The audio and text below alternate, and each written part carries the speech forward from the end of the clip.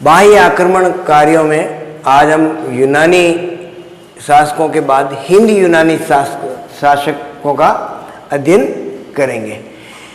हिंद यूनानी शासकों की अगर बात करें, यूनानी शासक हमने पिछली क्लास में पढ़ा था कि यूनान से मकदूनिया का शासक सिकंदर भारत आया और उसे भारत आकर यहाँ से भारत को विजय नहीं कर पाया और कम ही समय में वापस चला गया।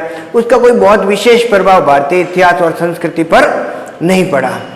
उसके बाद जो दूसरे आक्रमण हुए, जो हिंद यूनानी शासक थे, उनका भारत पर विशेष महत्व रहा। भारतीय इतिहास, प्राचीन भारत के इतिहास और संस्कृति पर, प्रत्येक क्षेत्र पर उसका प्रभाव पड़ा। तो उन्हीं के बारे में अध्ययन करेंगे। अगर हम आधुनिक जो भारत का अगर मैप देखें, ठीक है, इस प्रकार से, ठीक है, ये वाला पाकिस्तान, अफगानिस्तान, यहाँ यूनानियों की एक शाखा स्थापित हुई। दो यहाँ प्रदेश है, एक तो पार्थिया है और एक बैक्ट्रिया है, ठीक है ना, बैक्ट्रिया। तो यहाँ उत्तर पश्चिमी जो अफगानिस्तान के उत्तर पश्चिमी क्षेत्र पर एक क्षेत्र पड़ता बैक्ट्रिया।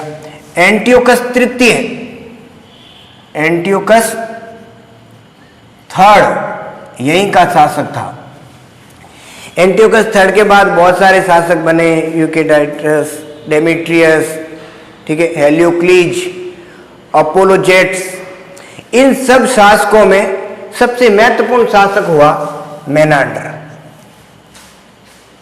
ठीक है। हिंद यूनानी शासकों में सबसे महत्वपूर्ण शासक हुआ मेनांडर, जिसका विवरण विभिन्न यूनानी विद्वानों ने दिया है, ठीक है। प्लूटार्को, स्ट्रेबो हो, एरियन हो, जस्टिन हो, एक के बाद एक मेनांडर का विवरण उन्होंने दिया है। और एक महान राजा, न्यायकारी शासक के रूप में मेनांडर को जाना जाता है। कहा जाता है मेनांडर का शासनकाल एक लंबे समय तक चला, कि उसकी मृत्यु के बाद भी 500 वर्षों तक उसका शासन, उसका प्रभाव चलता रहा, ऐसा माना जाता है, ठीक है। मेनांडर की जानकारी के सबसे महत्वपूर्ण स्रोत हैं मिलिंद पन्नु। मिलिंद पन्नु एक पुस्तक है, मिलिंद पन्नु पुस्तक है, ठीक है। मिलिंद पन्नु पुस्तक है, जिसका अर्थ है, मिलिंद पन्नु का मतलब है मिलिंद के प्रश्न, मिलिंद के प्रश्न। मिलिंद मेनांडर का ही नाम है, ठीक है, मिलिंद के प्रश्न। ये जो मिलिंद पन्नु पुस्तक है, इसकी भाषा है वह पाली भाषा में लिखी गई है। कौन सी भाषा में? पाली भाषा। इस पुस्तक में बौद्ध भिक्षु, बौद्ध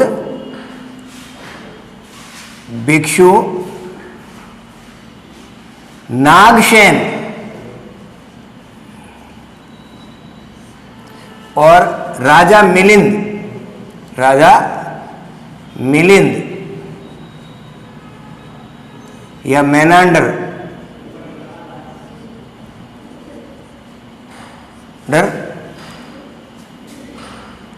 के बीच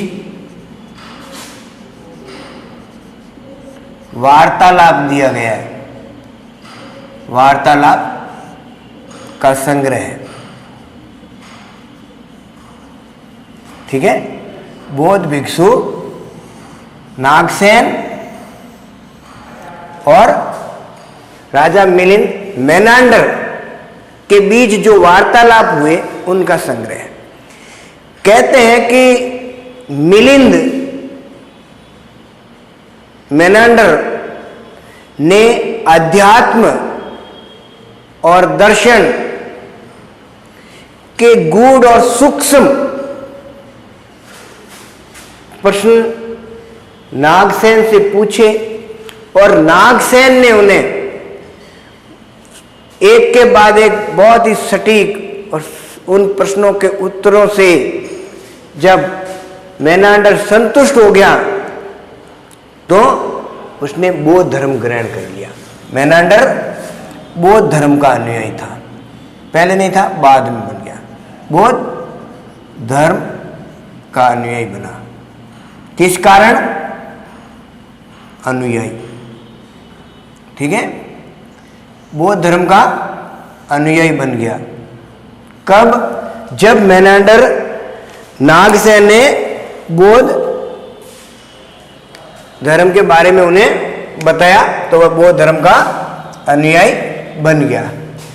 तो इसकी एक महत्वपूर्ण जानकारी मिलती है कि यह मेनांडर महान बौद्ध अनुयायी था और बौद्ध धर्म का संरक्षणदाता था और बौद्ध भिक्षुओं को इन्होंने संरक्षण प्रदान किया जाता है। एक पुस्तक है, ठीक है, एक पुस्तक है दिव्यावदान, दिव्यावदान, दिव्यावदान एक पुस्तक है, ठीक है, दिव्यावदान एक पुस्तक है। इस पुस्तक में बताया गया है कि पुष्यमित्र, ठीक है, पुष्यमित्र शुंग, ठीक है, ने घोषणा की थी क्या कि अगर कोई नागसेन मेनांडर के राज्य की राजधानी थी साकल, ठीक है, राजधानी कहां थी? राजधानी साकल, ठीक है, वर्तमान में पाकिस्तान में, पाकिस्तान का सियालकोट है, सियालकोट, ठीक है ना। तो कहते हैं कि दिव्यावदान पुस्तक में वर्णन है कि पुष्यमित्र शुंग जो बौद्ध धर्म से घृणा करता था तो उसने एक इनाम रखा कि अगर कोई भी, पुष्यमित्र शुंग ने इनाम रखा, क्या रखा कि कोई भी अगर साकल यानी सियालकोट के किसी बौद्ध भिक्षु का सिर लाएगा उसे 100 दिनार दी जाएगी इनाम स्वरूप। तो पुष्यमित्र शुंग ने साकल के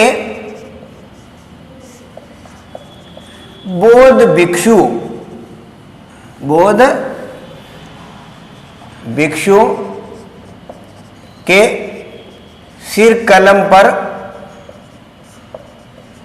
100 दिनार जो मुद्रा थी उस समय का इनाम रखा।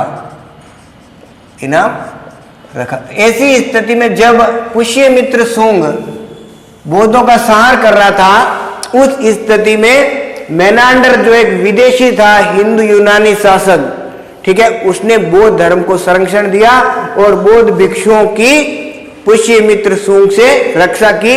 निसंदेह कि एक के बाद एक बौद्ध भिक्षु और बौद्ध धर्म का बड़ा संरक्षक माना जाता है महायान शाखा का, ठीक है। तो उसके एक विशाल राज्य की राजधानी ये थी सियालकोट, पाकिस्तान। सामान्यतः अगर हम इसके साम्राज्य विस्तार की बात करें, साम्राज्य विस्तार, उसका साम्राज्य कहां पर तक था, तो उसका साम्राज्य के अधिकांश इनकी जानकारी जो हिंद यूनानी शासकों की है, सिक्कों से मिली है, अभिलेखों से प्राप्त हुई है, ठीक है।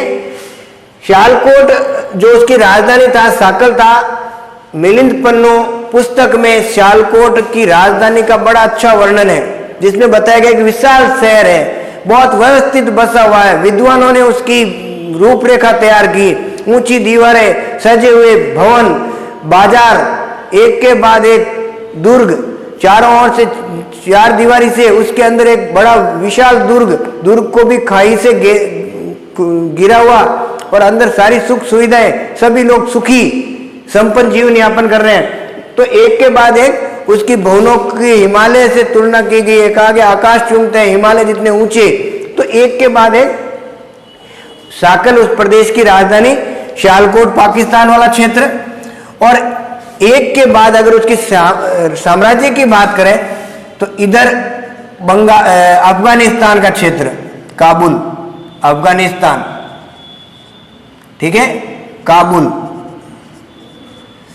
इधर अगर हम जाएं तो यहां मथुरा, ठीक है, मथुरा तक, इधर गुजरात, ठीक है, काठियावाड़ गुजरात, ठीक है, गुजरात काठियावाड़ तक, तो ये प्रदेश उसके साम्राज्य का हिस्सा था, ठीक है। बट कहा जाता है कि उसने पाटलिपुत्र पर भी आक्रमण किया था।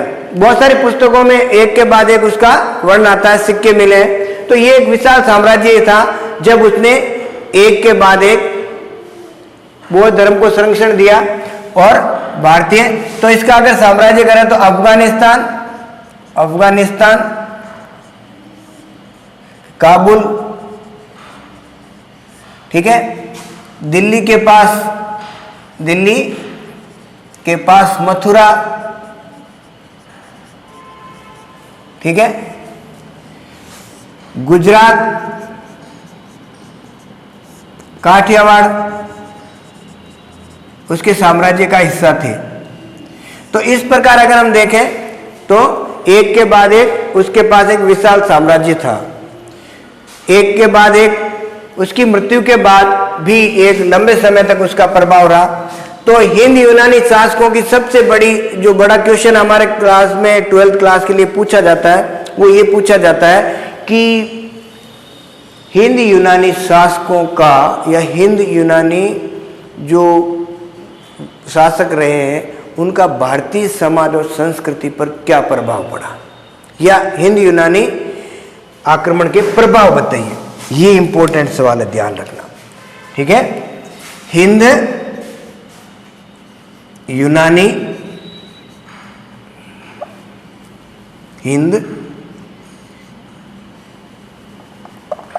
यूनानी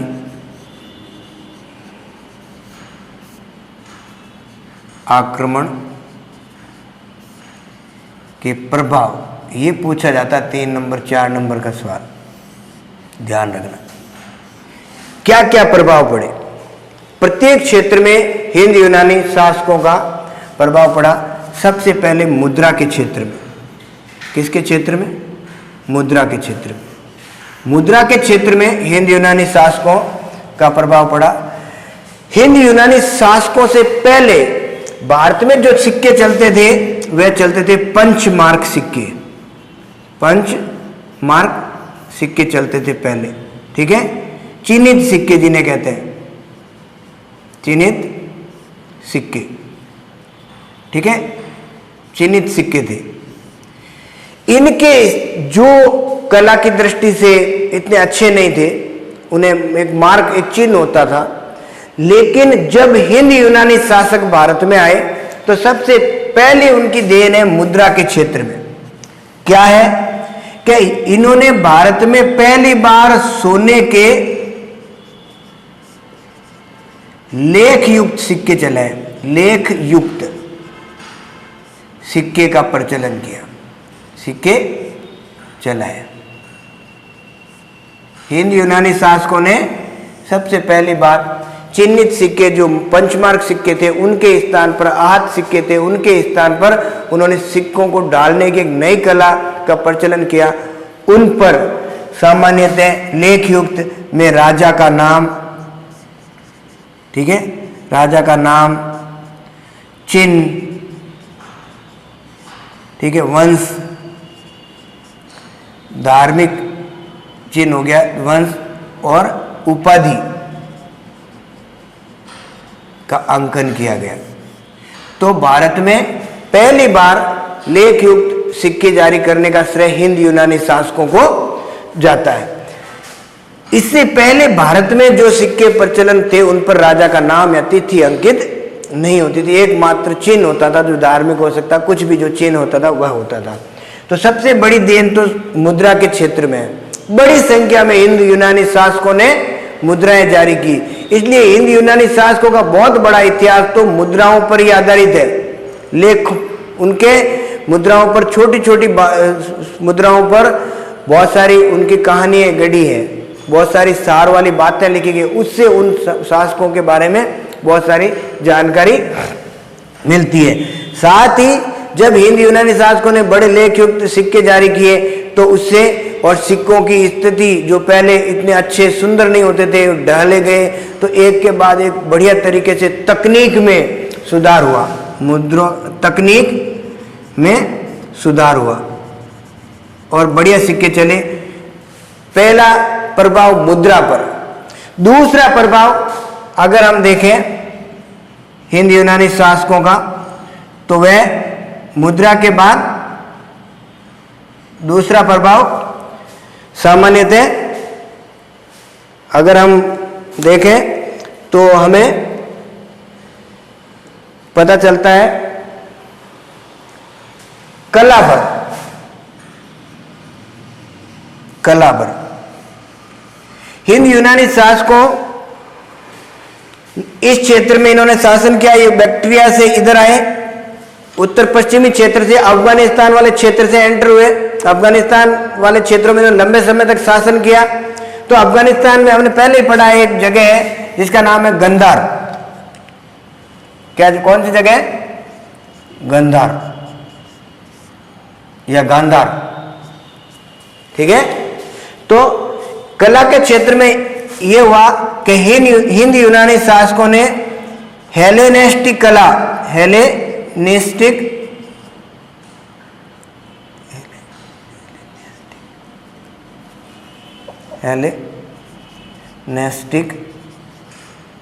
कला का भारत में प्रचलन किया।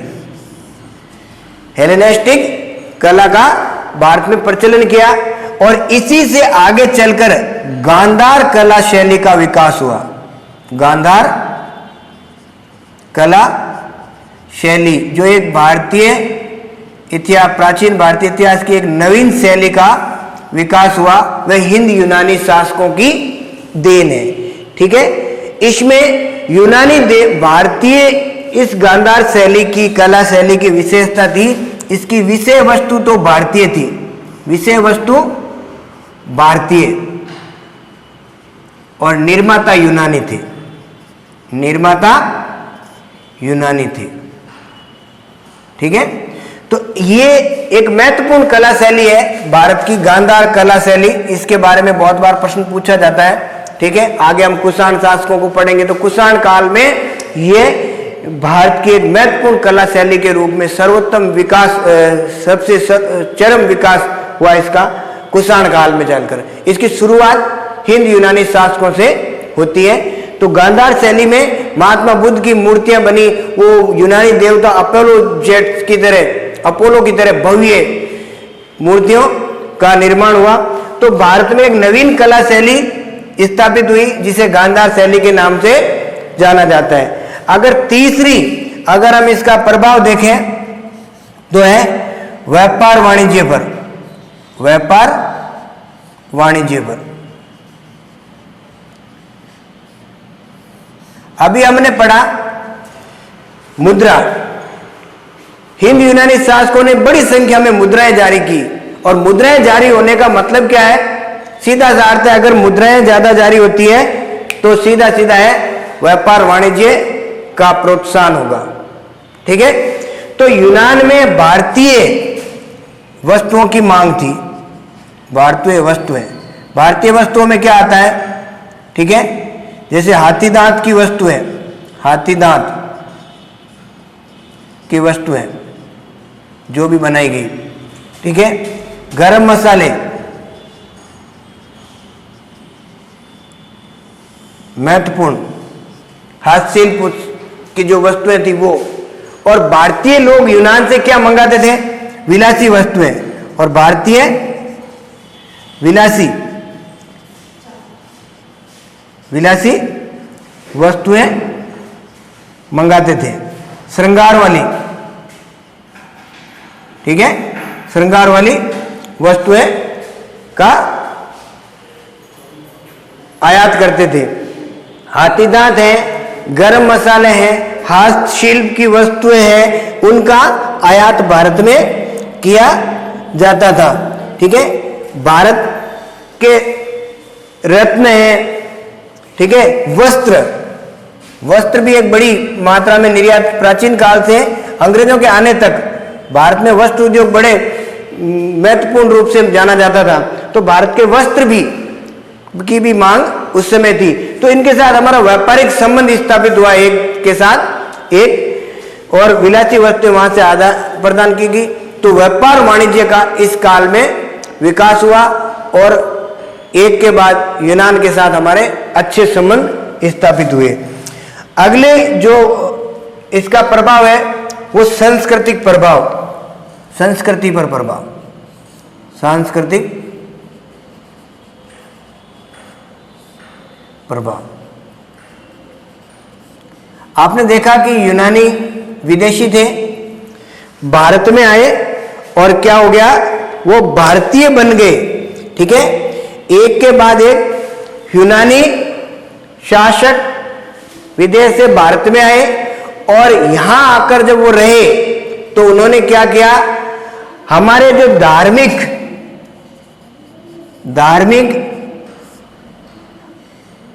आदर्श जो थे, उन धार्मिक आदर्शों को, विचारों को अपना लिया और धीरे धीरे वो हमारी संस्कृति के साथ घुल मिल गए। आदर्श और विचारों को आत्मसात कर लिया और एक के बाद हमारे समाज संस्कृति के मुख्य धारा में विलीन हो गए। अब उनमें ये अंतर करना मुश्किल हो गया कि हिंद यूनानी शासक हैं या वो हिंदुस्तान के ही शासक हैं। तो सांस्कृतिक प्रभाव ये हुआ कि एक के बाद एक हमने यूनानी शिक्षा, विज्ञान, ज्योतिष, गणित के बारे में, तो उन्होंने भारतीय शिक्षा, विज्ञान, ज्योतिष के बारे में। इसका प्रभाव सबसे महत्वपूर्ण धार्मिक क्षेत्र पर पड़ा, सामाजिक क्षेत्र पर पड़ा, जिसमें यूनानी शासकों ने भारतीय संस्कृति की जो मुख्य आदर्श हैं उन आदर्शों को आत्मसात कर लिया और भारतीय स्वीकार कर लिया और भारतीय संस्कृति ने उनकी अच्छी बातों को आत्मसात कर लिया और हिंद यूनानी शासक भारतीय शासक हो गए। वो हिंद यूनानी, इसीलिए हम भारतीय शासकों के बारे में पढ़ते हैं तो हिंद यूनानी शासकों का अध्ययन करते हैं। तो इस प्रकार अगर हम देखें तो यूनानी विशेषताएं भारत में ही आत्मसात होकर भारतीय संस्कृति का हिस्सा बन गई। तो यूनानी जो संस्कृति की विशेषताएं हैं, यूनानी संस्कृति की विशेषताएं, ठीक है, विशेषताएं भारतीय संस्कृति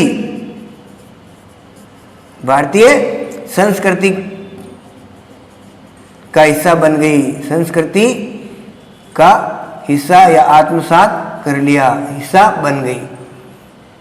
एक के बाद एक इस प्रकार भारतीय और यूनानी संस्कृति के मिलन से एक नवीन संस्कृति, जिससे भारतीय संस्कृति में कुछ नई बातें उसमें जुड़ती चली गई। तो ये चार प्रभाव महत्वपूर्ण है।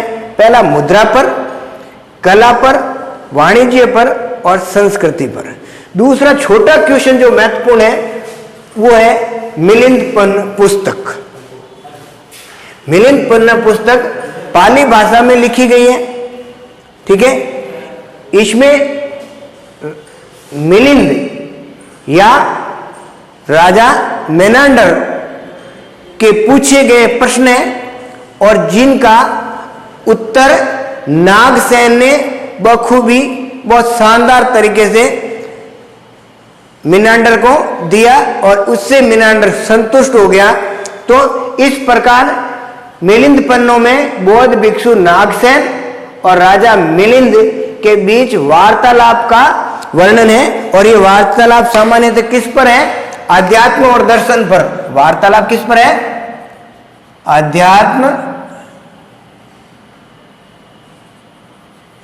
अध्यात्म एवं दर्शन पर, ठीक है।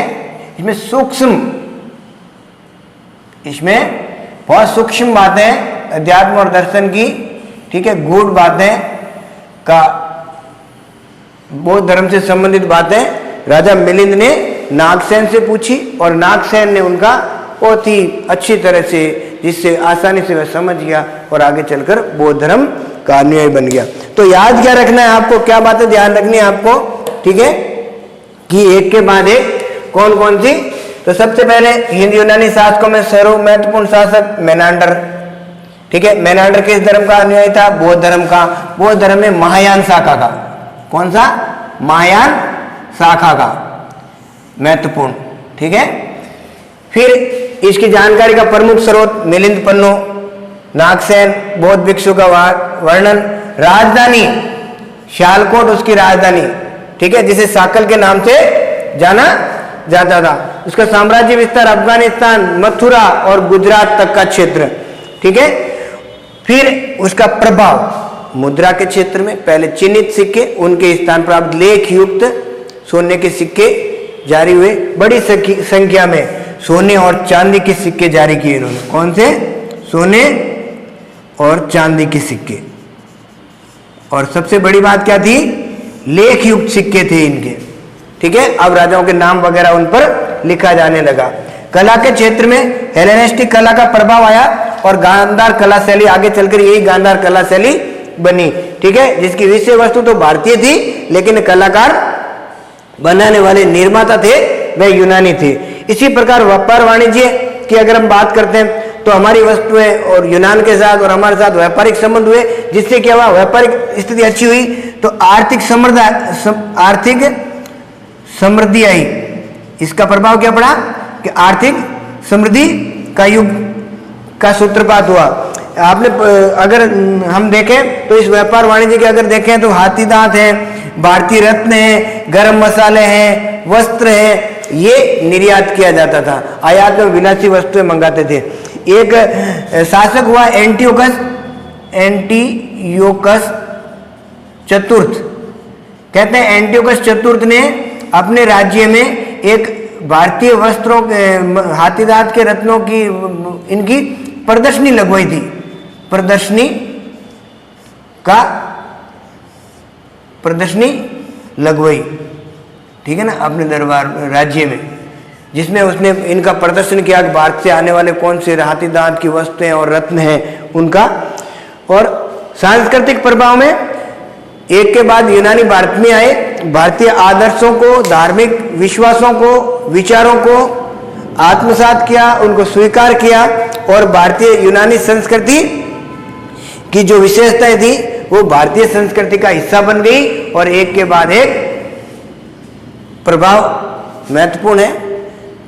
चारों प्रभाव हो सकता है परीक्षा में आपसे 4 नंबर का क्वेश्चन पूछ ले सीधा सीधा कि यूनानी आक्रमण का भारत पर क्या प्रभाव पड़ा।